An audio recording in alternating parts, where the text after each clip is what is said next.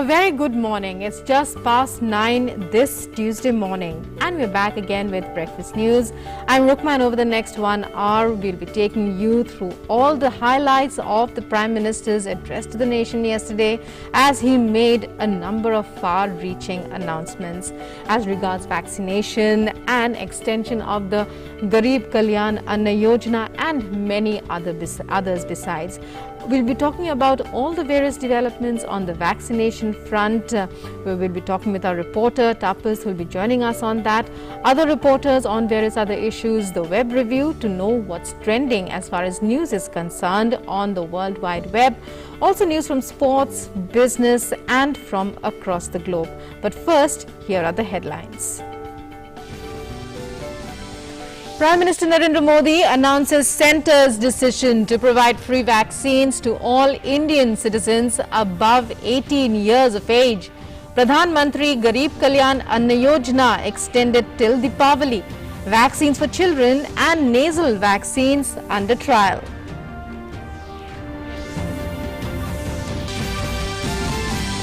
States ease restrictions as second wave weakens. Rajasthan to start unlock process from today. Markets and shops to remain open till 4 p.m. Weekend curfew still in force. Kerala eases restrictions with extension of partial lockdown till the 16th of June. Punjab also allows shops to reopen. Private offices to function with 50% staff. COVID-19 cases continue to decline. Weekly positivity rate currently at 6.21%. Recovery rate increases to 93.94%. 23 crore 59 lakh vaccine doses administered so far, with 31 lakh doses administered yesterday. Centre issues SOPs for vaccination of persons undertaking international travel for either education, employment or as part of India's contingent for the Tokyo Games. COVID certificates to be linked to passports of travellers.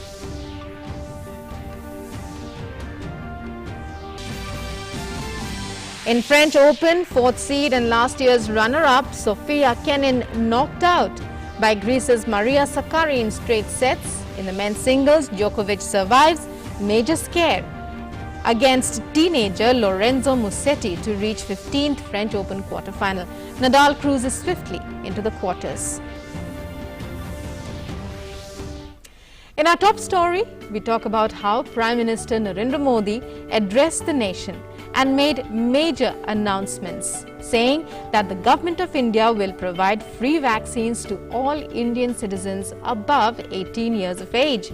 He also said that the Pradhan Mantri Garib Kalyan Anna Yojana will be extended till Deepavali.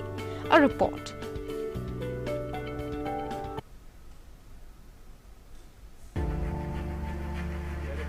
Prime Minister Narendra Modi addressed the nation on Monday. He expressed condolences for people who lost their lives in the pandemic and termed it the biggest calamity of last 100 years, a pandemic not seen nor experienced. दुनिया के अनेक देशों की तरह भारत भी इस लड़ाई के दौरान बहुत बड़ी पीड़ा से गुजरा है। हम में से कई लोगों ने अपने परिजनों को, अपने परिचितों को खोया है। ऐसे सभी परिवारों के साथ मेरी पूरी संवेदनाएं हैं। साथियों, बीते 100 वर्षों में आई ये सबसे बड़ी महामारी है, त्रासदी है। इस तरह की महामारी आधुनिक विश्व ने न देखी थी न अनुभव की थी। इतनी बड़ी वैश्विक महामारी से हमारा देश कई मोर्चों पर एक साथ लड़ा है। Prime Minister announced that it has been decided that 25% vaccination that was with states will now be undertaken by the Government of India and will be rolled out in 2 weeks. He also informed that the system of 25% vaccines being procured directly by the private hospitals will continue and only 150 rupees service charge will be levied by the private hospitals over the decided price of vaccines.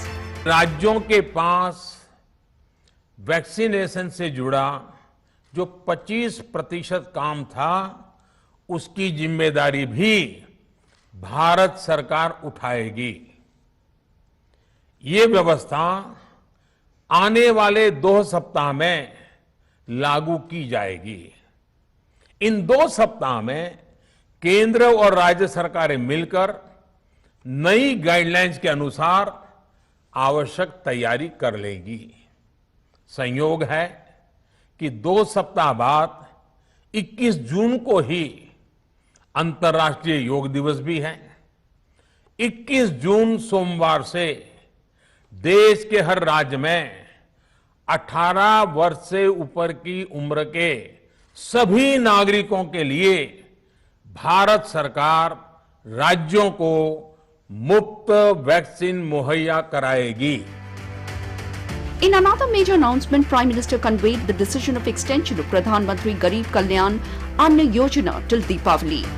80 crore people will continue to get decided amount of free food grain every month. टीकाकरण के अलावा आज एक और बड़े फैसले में, उस फैसले से मैं आपको अवगत कराना चाहता हूं।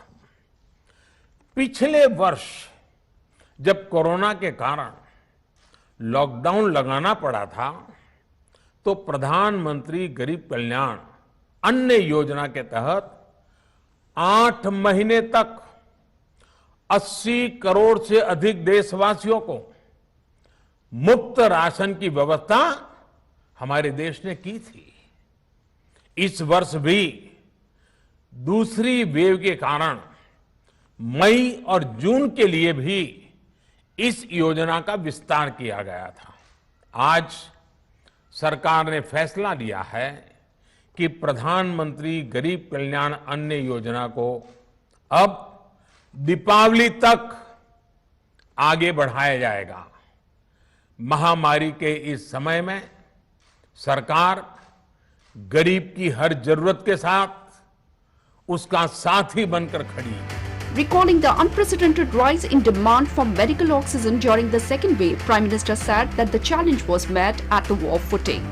कोविड अस्पताल बनाने से लेकर आईसीयू बेड्स की संख्या बढ़ानी हो, भारत में वेंटिलेटर बनाने से लेकर टेस्टिंग लैब्स का एक बहुत बड़ा नेटवर्क तैयार करना हो,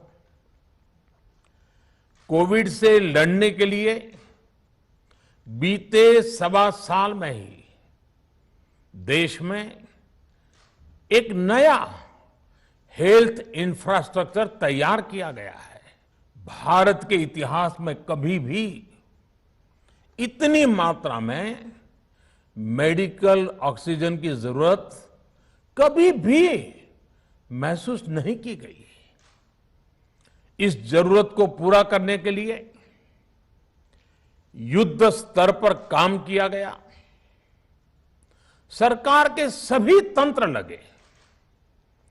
ऑक्सीजन रेल चलाई गई, एयरफोर्स के विमानों को लगाया गया, नौसेना को लगाया गया। बहुत ही कम समय में लिक्विड मेडिकल ऑक्सीजन के प्रोडक्शन में 10 गुना से ज्यादा बढ़ाया गया। PM conveyed that 7 companies are producing different type of vaccines. Trials of 3 more vaccines are in advanced stage. He also talked of trials for 2 vaccines for children and nasal spray. आने वाले दिनों में vaccine की supply और भी ज्यादा बढ़ने वाली है। आज देश में 7 कंपनियां विभिन्न प्रकार की वैक्सीन का प्रोडक्शन कर रही है। 3 और वैक्सीन का ट्रायल भी एडवांस स्टेज पे चल रहा है।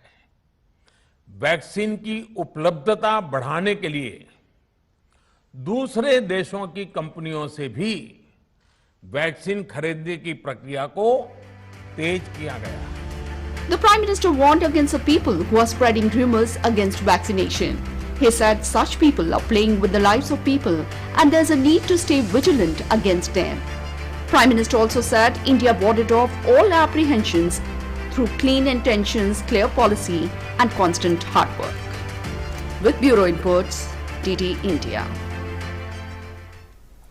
And Information and Broadcasting Minister Prakash Javadekar thanked the Prime Minister for extending the Pradhan Mantri Garib Kalyan Anna Yojana till November.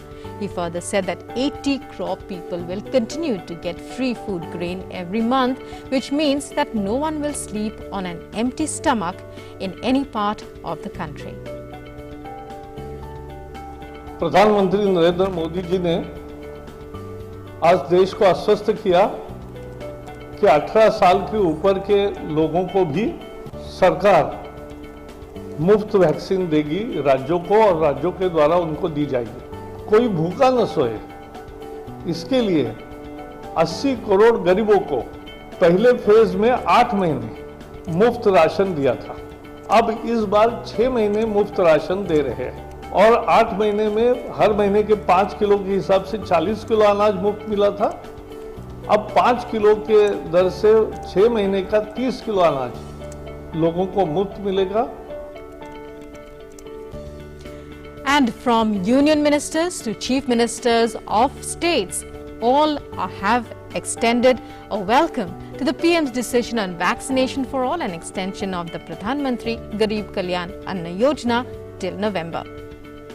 प्रधानमंत्री जी ने अपने जवाबदेही, अपने राजनीतिक कौशल्यता, उन्होंने एक संवेदनशील जिम्मेदार निर्णय आज उन्होंने किया है। जिस मजबूती के साथ आदरणीय प्रधानमंत्री जी का यशस्वी नेतृत्व देश को प्राप्त हुआ, आज पूरा देश दूसरी लहर को भी पूरी तरह नियंत्रित करने के नजदीक है। जब हमें दशकों में भी वैक्सीन नहीं मिलती थी, हम लगातार चुनौती का सामना करके उसका जवाब दे रहे हैं और न सिर्फ देश को बल्कि बाकी लोगों की भी मदद करने में हम समर्थ हो रहे हैं। ऐसी स्थिति में एक स्वावलंबी और आत्मनिर्भर भारत का संदेश है। अलग अलग राज्यों में प्रतिस्पर्धा थी। कोई वैक्सीन बनाने वाली कंपनी पर दबाव बनाता था, हमें इतनी डोजेज दे दो। कोई ग्लोबल टेंडर कर रहा था, लेकिन हाथ कुछ नहीं लग रहा था। उस विखरते हुए वैक्सीनेशन के अभियान को देख के मेरे सहित अनेकों मुख्यमंत्रियों ने फिर माननीय प्रधानमंत्री जी से यह आग्रह किया कि उनके नेतृत्व में ही ये वैक्सीनेशन का काम संपन्न हो। And in Rajasthan, the process of unlocking has already begun. Shops and markets are allowed to open till 4 p.m. from today onwards.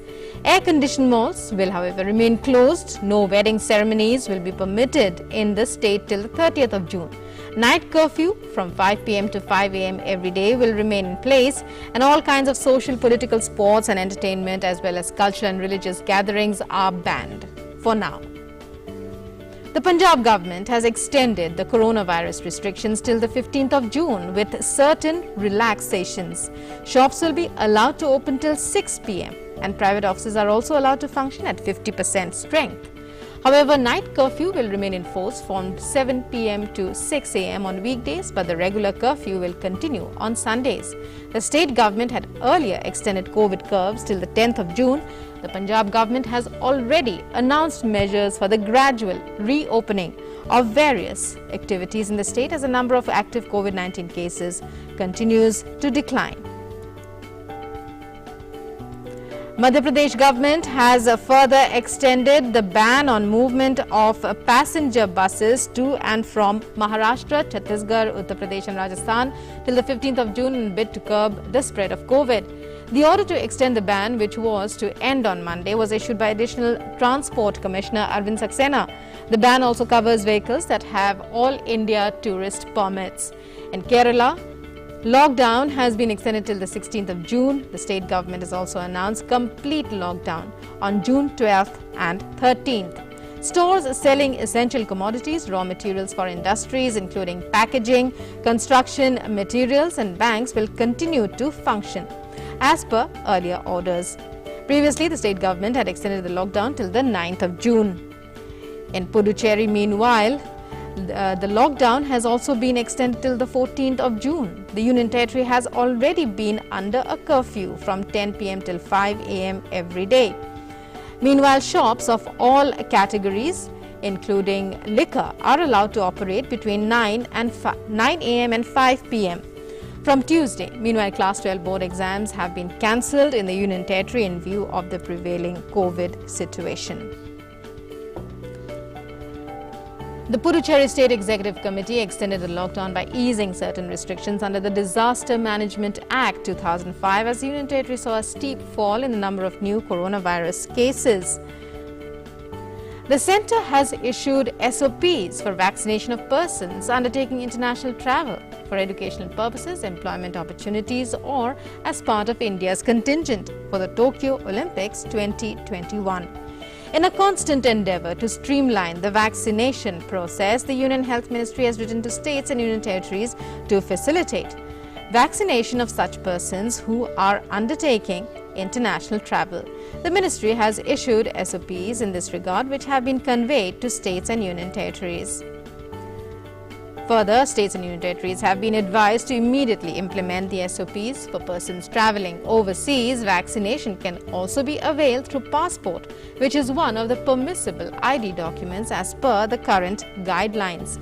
The passport number will be printed on the certificate. However, details of the photo ID card used for vaccination will be printed in the vaccination certificate for beneficiaries whose passports were not used at the time of administration of the first dose. Further, the competent authority may issue another certificate linking the vaccination certificate with the passport number of the beneficiary. This facility will be available to those who need to undertake international travel for those specified purposes in the period up to 31st August 2021. Under the nationwide vaccination drive, India continues to inoculate its population against COVID. So far, more than 23 crore 61 lakh 98,000 doses of COVID vaccines have been administered in the country, of which more than 18 crore 95 lakh 95,000 have received their first dose, while 4 crore 66 lakh 2,000 have received both the doses. In the last 24 hours, over 33 lakh 64,000 vaccine doses have been administered. More than 30 lakh 38,000 received their first dose of COVID in the last 24 hours, while over 3 lakh 26,000 received their second dose. And let's take a look at COVID-19 data from this morning. India has reported less than 1 lakh daily new cases. After 63 days, 86,498 new cases were reported in the last 24 hours, the lowest in 66 days. India's active caseload has further declined to 13 lakh 3,702. Active cases have decreased by 97,907 in the past 24 hours. 2 crore 73 lakh 41,462 total recoveries have been made across the country so far. 1,82,282 patients have recovered in the past 24 hours. Recoveries continue to outnumber daily new cases for the 26th consecutive day. The recovery rate has increased to 94.29%. The weekly positivity rate currently stands at 5.94%.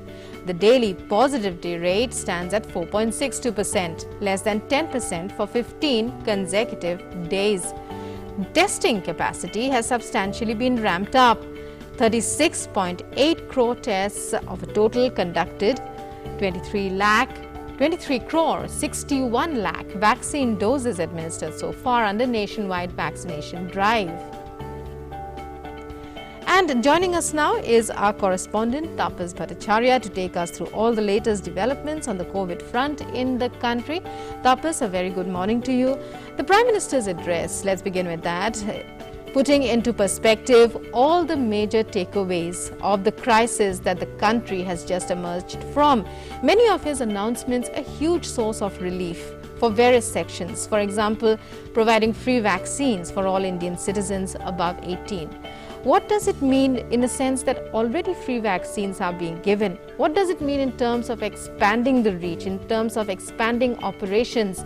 And already the Prime Minister has assured that various countries of the world have been roped in, companies from across the world have been roped in. Take us through all of that. Right. Well, first and foremost, that one, if there is one word that describes speech yesterday, at the end of confusion. There were the states were trusting for vaccines. There were statements that coming out from one state or other that they are not getting vaccines. There's some states want to start a tender where they can get it, but nothing was materializing.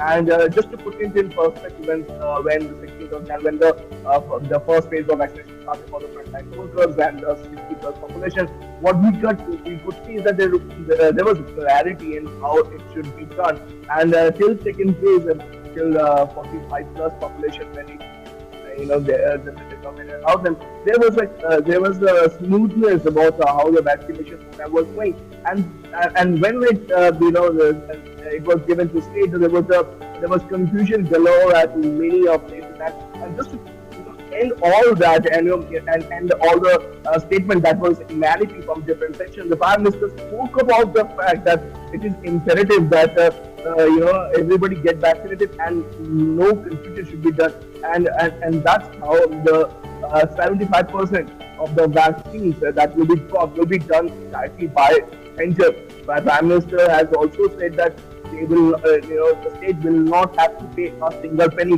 just the way it was at 45+ population that was happening. So that's a huge statement coming from the Prime Minister. He is stating quite clearly that there won't be a paucity of vaccines and the state will not have to fight among themselves to get the vaccines. The center will provide. Obviously, the private sector will given a free hand to get the 25% of the vaccine, considering the fact that the private sector plays a very important and pivotal role in providing vaccine and the delivery. And even there, Prime Minister spoke about the need to keep a check on the pricing, and he said that on top of the vaccine manufacturing, they can only take 150 rupees as a service charge. So each and every angle was thought about. The message that emanated from Prime Minister's speech goes a long way in calming the nerves of people who were quite anxious, especially just to give you an example in the national capital and other places where there was a bit of a confusion where to get the vaccine, how to get the vaccine, and this particular message has come as a boon, as a soothing voice for all those people who were thinking of getting themselves vaccinated. Right, very quickly, Tapas, also, he also highlighted the improvement of health infrastructure. Well, we'll be back with you throughout the day for more on various developments on the COVID front across the country. Thank you very much for joining us there. And a delegation of the Maharashtra government led by Chief Minister Uddhav Thackeray and Deputy Chief Minister Ajit Pawar will meet the Prime Minister in New Delhi today. Discussions are likely on Maratha and other backward classes reservation and cyclone Taute relief.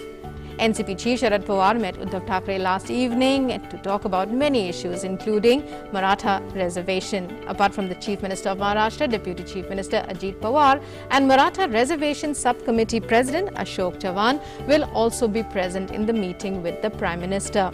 More than a month ago, the Supreme Court had quashed the law and ruled that the Maratha community cannot be declared as educationally or socially backward. And again, news now from West Bengal. In the state, at least 26 people were killed in lightning strikes in various parts of the state on Monday. As many as 11 died in Hooghly district, 9 in Murshidabad, and 2 were killed each in Bankura, East Midnapore and West Midnapore districts. Thunderstorms with lightning and gusty winds occurred in several districts of South Bengal on Monday evening after a sweltering day. With the monsoon having set in North Bengal, heavy to very heavy rains are likely to occur in the sub-Himalayan districts of Darjeeling and Alipurduar, and heavy rains are expected in Cooch Behar, Kalimpong and Jalpaiguri till Wednesday morning. Prime Minister Narendra Modi has expressed grief over the loss of lives due to lightning in parts of West Bengal. In a recent announcement, he has approved an ex gratia for those who lost their lives due to lightning in various parts of the state. In a tweet, he had said, Prime Minister Narendra Modi has approved an ex gratia of 2 lakh rupees each from the PMNRF for the next of kin of those who have lost their lives due to lightning in various parts of West Bengal. 50,000 rupees would be given to the injured. He further tweeted, and I quote, "My thoughts are with all those who lost their near and dear ones due to lightning in parts of West Bengal.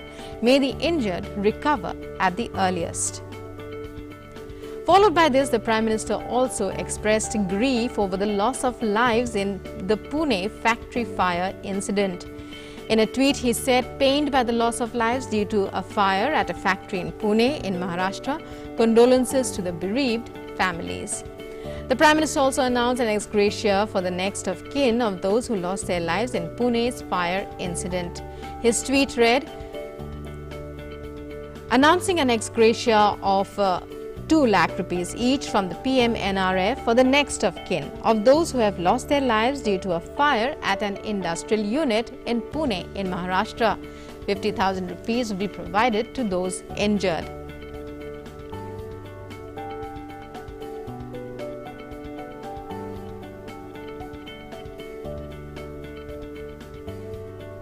And moving on to other news stories, the Indian Navy has inducted 3 indigenously built advanced light helicopters, ALH MKIII, that would be used for maritime reconnaissance and coastal security.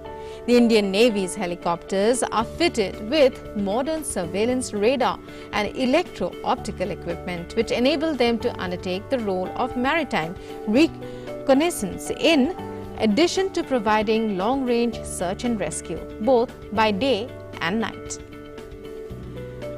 In its latest circular released on Monday, the CBSE has directed all affiliated schools to upload marks of students after completing internal and practical assessments of 12th class students by the 28th of June. The letter said that some schools have not been able to complete the school-based assessments in various subjects due to the pandemic. Thus, the schools with pending practical and internal assessments have been permitted to conduct the same now in online mode only and upload the marks by the 28th of July. Directing all affiliated schools, the CBSE has listed down the following pointers on conducting school-based assessment of 12th class students. The letter states that list of subjects and the breakup of marks for theory, practical, projects, internal assessment along with the duration of exams and appointment of external examiners can be fetched from the website.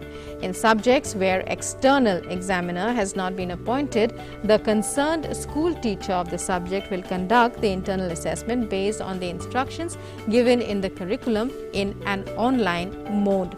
External examiners as appointed by the CBSE will decide the date of examination to conduct practical exams or project evaluation. Viva will be taken through online mode. The internal examiners will share the date of examinations well in advance. On the day of exams, the internal examiners will also share the link of online meeting between examiners and students. Internal examiners will also take on-screen photographs of each student during Viva Voice and for school records as well. This photograph will have the picture of the internal and external examiners and the students. Marks will be uploaded on the link provided by the board immediately after completion of the exam. No correction in marks will be allowed after uploading. All affiliated schools have also been directed to strictly follow COVID protocols while conducting school-based assessments. India has been elected to the UN Economic and Social Council, ECOSOC, for the term 2022 to 24. The ECOSOC is at the center of the United Nations development system and brings together people and issues to promote collective action for a sustainable world. Earlier in April this year, India was elected to 3 key bodies of the UN ECOSOC.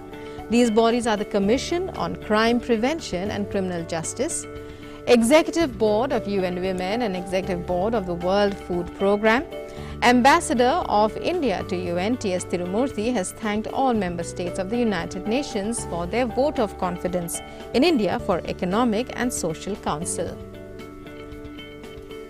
And joining us to tell us more about the significance of this development is our correspondent Abhishek Jha. Abhishek, a very prestigious development for India, but to be expected considering India's contribution towards the world's efforts of sustainable development and various other aspects. This is surely a position where India will be in the affairs of the world, how to deal with the various social and cultural challenges of the world, and this becomes more relevant, especially in the wake of COVID pandemic that has ravaged the world in the last 2 years, almost 1.5 and 2 years. So this council of 54 members, where India has been elected as one of its members, had 18 members re-elected every 3 years. So this year 18 members have been elected in this 54-member council, and the tenure will be for the next 3 years. So India will be a member of ECOSOC for next 3 years, and during next 3 years, India will have a position where it can steer the world's major challenges in terms of social and cultural aspects to a point where they can be dealt in a way more better way. We have seen how this COVID has ravaged the world, and the economic indicators in various parts of the world has gone down. That has cascading effect on cultural aspect, preservation aspect, education. There has been social unrest and social, the court in various parts have been in a very bad shape.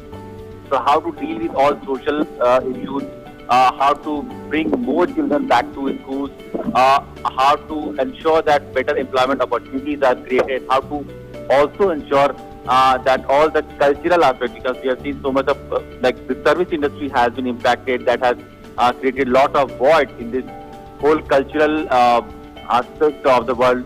So all these issues are the matter of ECOSOC, where India will now be a member in this council, where India will be also deciding how to deal with these challenges.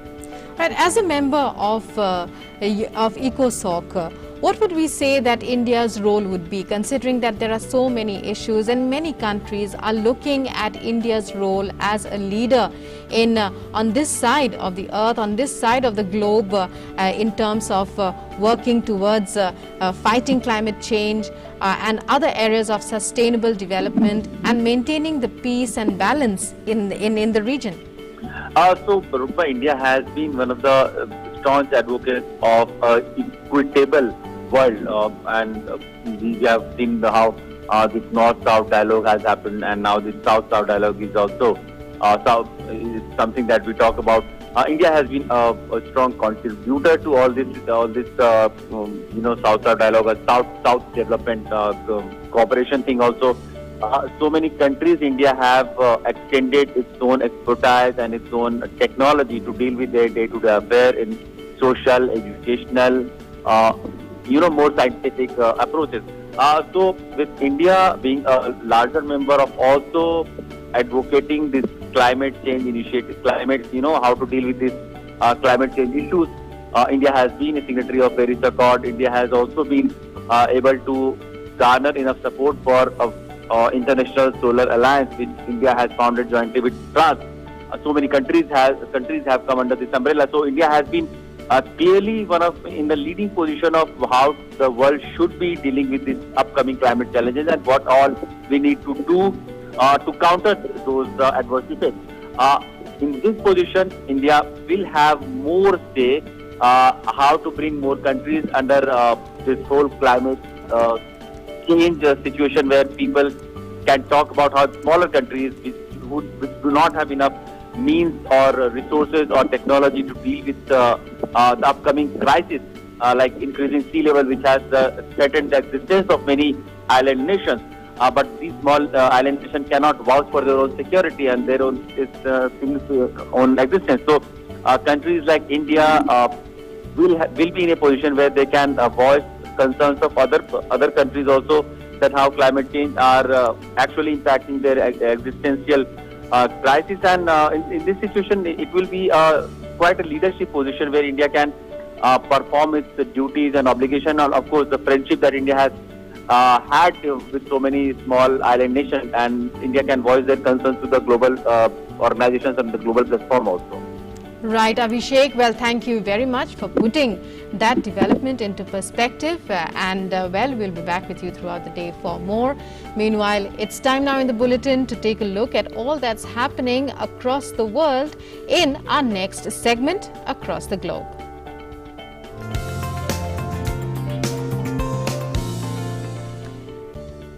Foreign Minister of the Maldives, Abdullah Shahid, has been elected as the President of the 76th United Nations General Assembly with an overwhelming majority.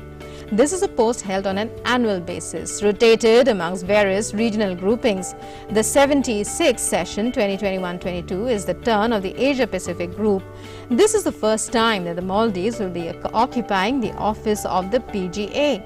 The Maldives had announced FM Shahid's candidature in December 2018. At that time, no other candidate was in the fray. India announced its support for FM Shahid during the visit of Foreign Secretary to the Maldives in November 2020. Even at that time, he was the only candidate in the fray. External Affairs Minister Dr. S. Jaishankar has conveyed his best wishes to Foreign Minister of the Maldives, Abdullah Shahid, on his election as President for the 76th UN General Assembly. In a tweet, he said, I quote, "Heartiest felicitations to Foreign Minister of the Maldives, Abdullah Shahid, on his election as President for the 76th UN General Assembly. This is a testimony as much to his own stature as to the standing of the Maldives. We look forward to working with him to strengthen multilateralism and its much needed reforms." NATO Secretary General Jens Stoltenberg has said leaders of the Chinese government don't share our values after emerging from a meeting with US President Joe Biden on Monday. Stoltenberg said NATO agrees with Biden's approach to Russia, including the dialogue that will occur between the US President and Russian President Vladimir Putin at a meeting in Geneva. China will soon have the biggest economy in the world. They already have the second largest defense budget, the biggest navy. They are investing heavily in advanced military capabilities, and they don't share our values. We see that in the way they crack down on democratic protests in Hong Kong, how they deal with minorities, the Uyghurs, and how they coerce neighbors, and how they threaten Taiwan. So we need to stand up for the rules-based international order, and we need to work more closely with partners, including in the Asia Pacific, Australia, New Zealand, South Korea, and Japan.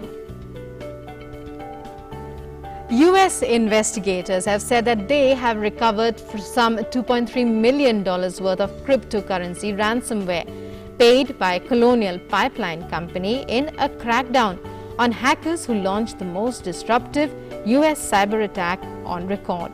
The cyber attack led to a shutdown of the key East Coast pipeline last month.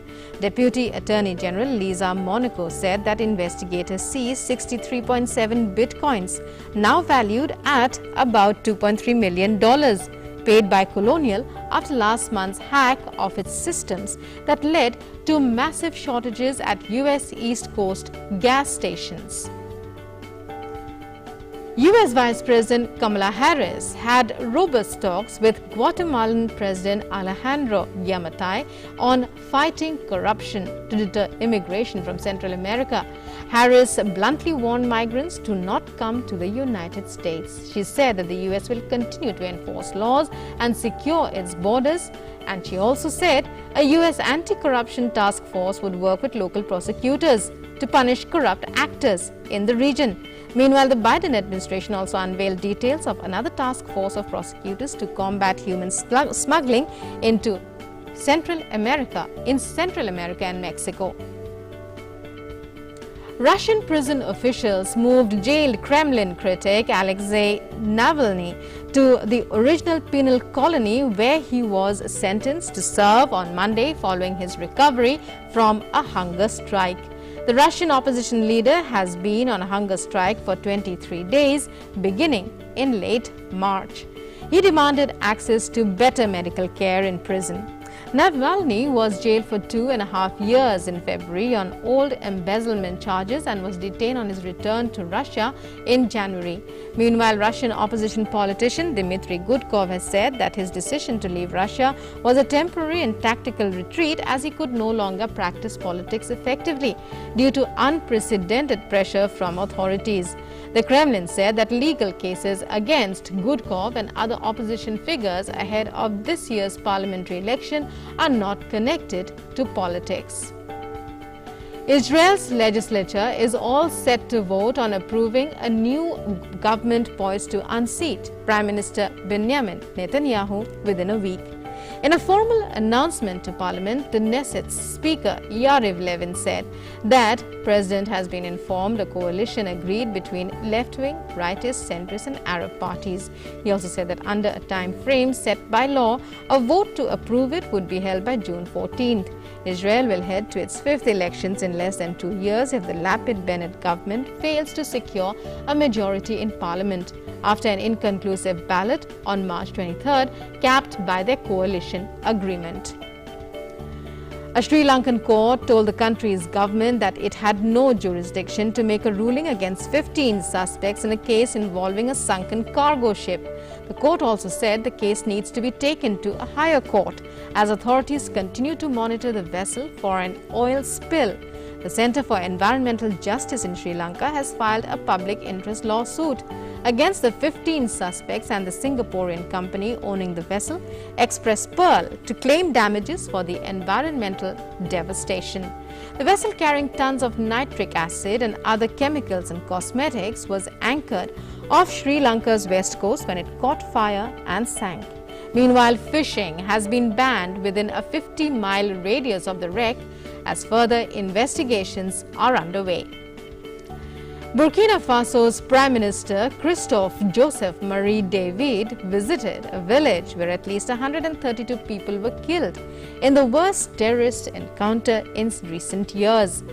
The attackers burned the homes and local markets, killing residents of a village in the Solhan in Yaga province. The Prime Minister of Burkina Faso also visited the survivors of the attack at a hospital in Dori. So far, no group has claimed responsibility. Mexican President Andrés Manuel López Obrador has vowed to double down on helping the poor after a mid-term election. Sunday's elections have put López Obrador's ruling coalition on course to win between 265 and 292 of the 500 lower house seats. López Obrador said he was committed to doing more for the poor and thanked voters for ensuring his political project would still have a majority in the lower house. However, the lower house losses are likely to curb his scope to pursue constitutional changes to bolster his drive to tighten state control of the energy sector. Mexicans turned out in large numbers not seen in recent midterms, with the participation hitting 51%. The country also selected governors in 15 states and elected hundreds of mayors and local legislators. Mali's new military commander, Assimi Goïta, who removed a transitional president and prime minister last month, has been sworn into office as the new interim president despite facing a diplomatic backlash over his second power grab in 9 months. Goïta dismissed civilian interim president Bahan Daw and Prime Minister Mokhtar Ouane on May 24th after accusing them of failing to consult him about a cabinet reshuffle that would have replaced the defense and security ministers. And in Peru, supporters rallied outside the headquarters of the Peru Libre Party as Peruvian socialist Pedro Castillo arrived at party headquarters in Lima. Castillo is edging ahead of right-wing rival Keiko Fujimori in the country's presidential election vote count, taking a razor-thin but growing lead in the official tally on the back of a late surge of rural votes. The official count from Sunday's election showed Castillo with 50.2% and Fujimori with 49.8%, with over 95% of the vote counted. The leftist candidate had trailed overnight but started to take the majority share of ballots as the count progressed to steadily haul himself clear.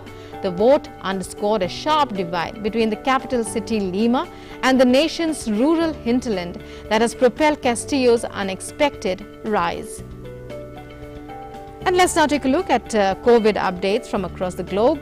The world continues to battle the pandemic. So far, more than 17 crore 43 lakh people have tested positive for coronavirus globally. As many as 15 crore 76 lakh patients have recovered from the virus. The deadly virus has claimed the lives of 36 lakh 51,000 worldwide.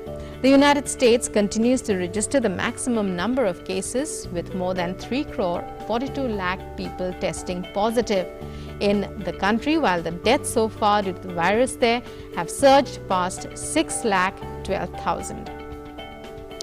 And a report on the origins of COVID-19 by a US government national lab has concluded the hypothesis claiming the virus leaked from a Chinese lab in Wuhan is plausible and deserves further investigation. The report said that the study was prepared in May 2020 by the Lawrence Livermore National Lab in California and was referred to by the State Department when it conducted an inquiry into the pandemic's origins during the final months of the Trump administration.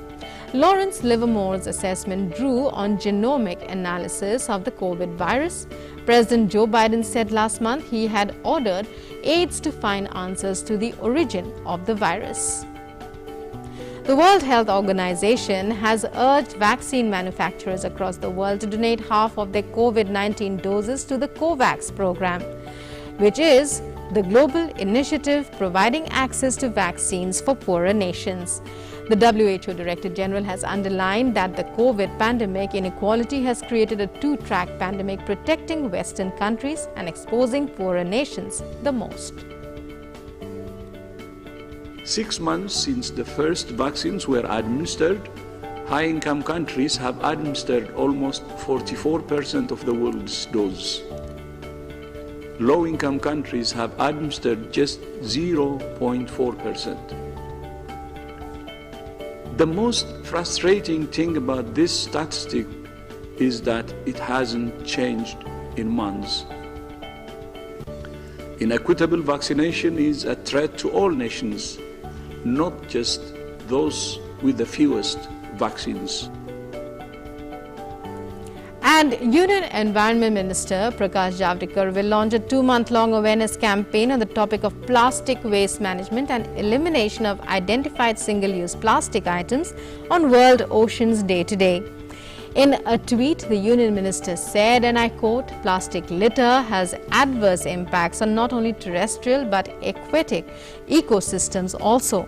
Today on World Oceans Day, we'll be launching a 2-month-long awareness campaign on the topic of plastic waste management and elimination of identified single-use plastic items.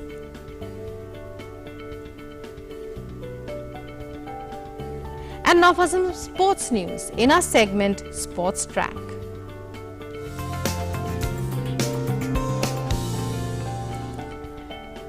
In the French Open, Novak Djokovic survived a major scare from teenager Lorenzo Musetti to reach the quarterfinals and stay on course to become the first man in over 50 years to win all 4 Grand Slams twice. The world number 1 dropped the first 2 sets and comfortably level before the 19-year-old Italian retired in the final set. Djokovic will face Italian 9 seed Matteo Berrettini next. Rafael Nadal also made the last 8, beating Yannick Sinner 7-5, 6-3, 6-0. The 13-time French Open champion recovered from an opening set wobble in which he twice dropped serve to trail 5-3 to comfortably see off the Italian 18th seed and extend his winning run in Paris to 35 sets. Coco Gauff's rise on the red clay continues meanwhile. With an expressive performance at Roland Garros, the 17-year-old American produced one of the best big match showings of her young career. She defeated Ons Jabeur 6-3, 6-1 in just 53 minutes to reach her first Grand Slam quarterfinal. In the last 8, Gauff will face Czech player Barbara Krejcikova, the world number 33, who halted the revival of Sloane Stephens with a thorough 6-2, 6-0 win.